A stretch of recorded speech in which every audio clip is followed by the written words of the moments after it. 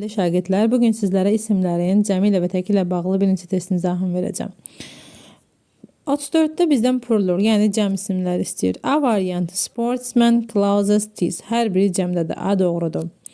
B variantı progress təkdədir, yəni sayılmayan isimdir və hər zaman təkdə olur. C variantı needle təkdədir. D variantı news təkdədir. E variantı goose təkdədir. 35-ci suala baxaq, bizdən sayılan isimlər istəyir.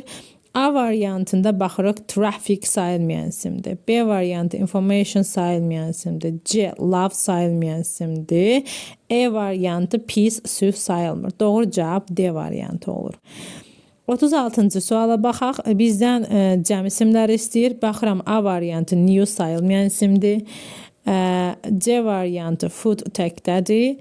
D variantı sonu icisi ilə bitən elmadı, fenladı hər zaman təkdə olur. Mathematics and grass.